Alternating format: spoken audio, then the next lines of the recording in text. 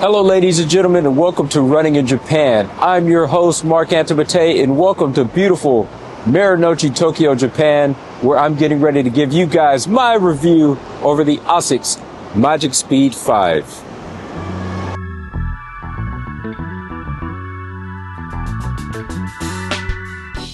As usual, firstly I would like to say that I paid for these shoes with my own money, meaning that I have no outside influence to keep me from giving you an impartial review.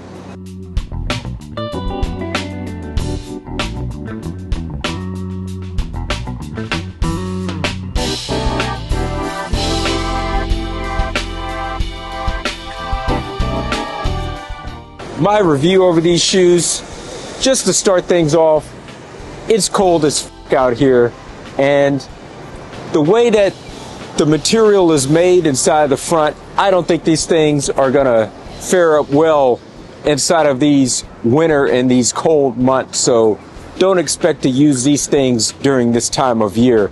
But any other time of year, I think these things are gonna be just great, especially inside of the warmer summer months, where you're gonna need that breathability inside the toe box there and all those perforations that is gonna lead to all that escaping of the heat on the foot. Now, the first thing that you're really going to notice when you're stepping inside of these shoes, you have this FF Leap foam. This is ASICS' new softest foam that has come out to date, and you can feel that right off the bat when walking inside of these shoes. Not that you are going to buy these shoes for the purpose of walking. They're not made for that, and if you use them for the purpose of walking, they're going to be very uncomfortable. And me being an overpronator, they kind of have a lean inside of them, and it's just very uncomfortable. You're not going to want to do a whole lot of hill stepping inside of these shoes. These shoes are made to go fast. You're made to be running on your toes. If not on your toes, at least you're going to be more or less a mid-foot runner. Landing on the hill, it's not really so much recommended with these things because it is so soft. You know, I don't want you guys twisting an ankle or something like that or getting all hurt out there. You want to use these for the purpose of speed only. Anything slower than your fastest, I highly wouldn't recommend it. So I did pull up my written review over the ASICS Magic Speed 4 just to have a look back, a glance back at what I had to say about those shoes. I said that those shoes were ASICS entry-level carbon-plated running shoes, and this is no different here. This is the upgrade version of that. This is something that you would get into before you would get into like an S4 Plus or the Meta Speed series. And when I say entry level, I do mean that in the literal sense. This is more entry level when it comes in terms of price. You would get these first, and then you would get an S4 Plus Yogiri, something like that next, and then the Meta Speed series is going to be the most expensive of the bunch. One of the things that I'm looking at here, I said that I didn't like the look of the Magic Speed 4 so much, that they really didn't do anything for me, and that I really did like the sleeker looking S4 Plus Yogiri because, you know, it had a lot smoother lines and curvature on it, whereas this shoe just doesn't do it for me. And otherwise, the color selection is really not that much on this. One way or another, I really can't say that these look better and or worse than the Magic Speed 4.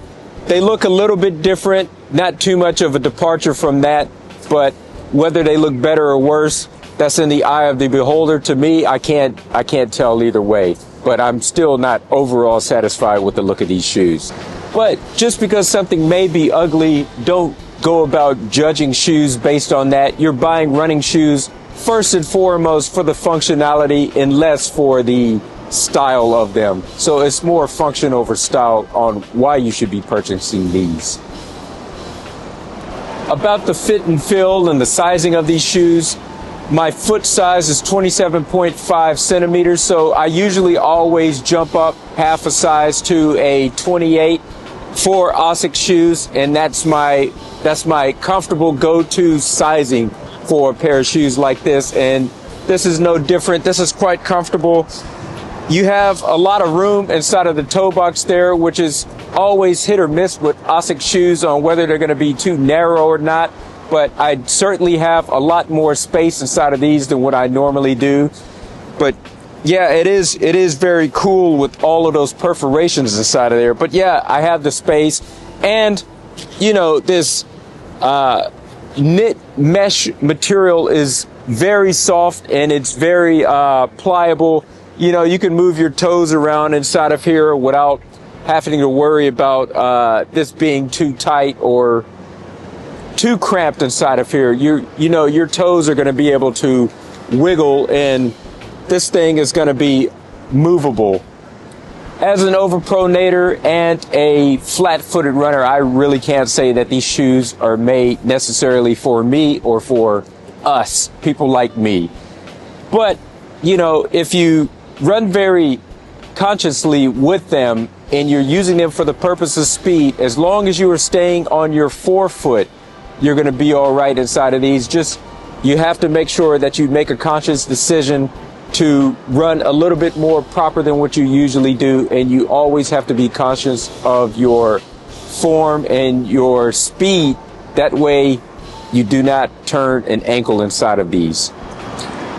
The ASICS grip and the outsole rubber grip looks almost exactly the same as it does on the Magic Speed 4. You got about the same amount of coverage here, and whether you thought that you would be slipping a lot inside of those shoes, which I did not.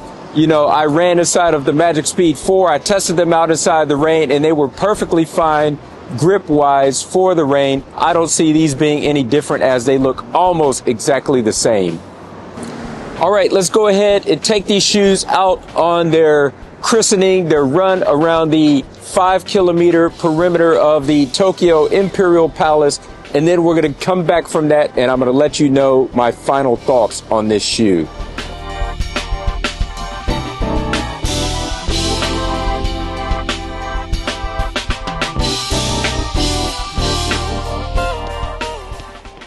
All right, so just to start off, I did a 2-kilometer warm-up, and that was at a jogging pace. And I noticed that my shins had started to hurt during that. And the reason because of that is because I'm going too slow for what these shoes are. I'm doing intervals now where I'm switching between fast and low. Obviously, I'm talking to you guys on the slow break right now. If you're using them for the purpose of jogging, if you had to do 5 kilometers or 3 miles at a jogging pace, you're going to be hurting by the end.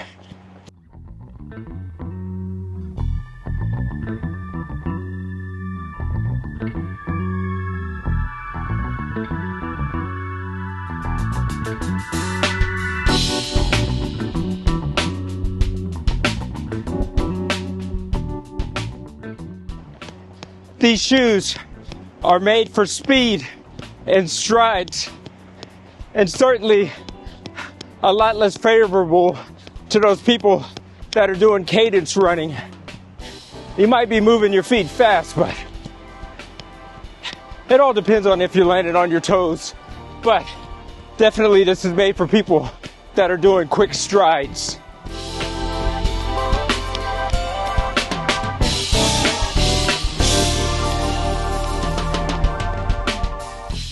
Right, that was absolutely brutal. If you guys want to know, in all seriousness, that was probably one of the hardest runs that I've ever had to commit to finishing, and that is because of these shoes, and that's because these shoes are not made for my gait. I take it, if I were not an overpronator, and if you're not an overpronator, also, if you're used to running in carbon plated shoes, of course these would be no problem. But of course, if you're not used to running in carbon plated shoes and you're an overpronator, these things are going to be a double whammy by the end of your run. The end of my run was 7.5 kilometers. My shins and my calves are absolutely destroyed. I've never felt anything like this with any other pair of shoes before. Of course, I did this run in good time, but at what cost? At the cost that I could potentially get injured. Now, if I had committed to a race inside of these shoes, maybe 5 kilometers, okay. I could have dealt with that. I can deal with that. But somebody like us, if we tried to run in a marathon with these shoes, we would be dead in a DNF by the 10th kilometer. So, anybody else that's not us, overpronators, have fun with the shoes. They will be good for you. They're a lot more lightweight than what they previously were. They're a lot more stable than what they previously were. They're still not made for me, to say the least. But yeah, knock yourself out and have a good time. I could sign off on it for everybody else but us. All right, this is my final message. The reason that I call this a double whammy for me is because I normally don't train inside of carbon plated running shoes. For my long runs, I'm always using the Super Blast 2, and even for my speed runs, intervals like today, I'm always using the Mega Blast. So between that 2 shoe rotation, which are both non-carbon plated, by the way, I don't have much of a chance to get inside of carbon plated shoes, other than the fact of me putting them on, for the most part, conducting reviews such as this one. So it is what it is. You know, if I had built up a lot more leg strength from running in carbon plated shoes, I'm sure that this would have been a lot more comfortable of a run. But it is what it is. I'm not crying. There's no spilt milk over it for me. I'm just saying, if, you know, you meet the criteria to put these things on, you're going to have a good time inside of these.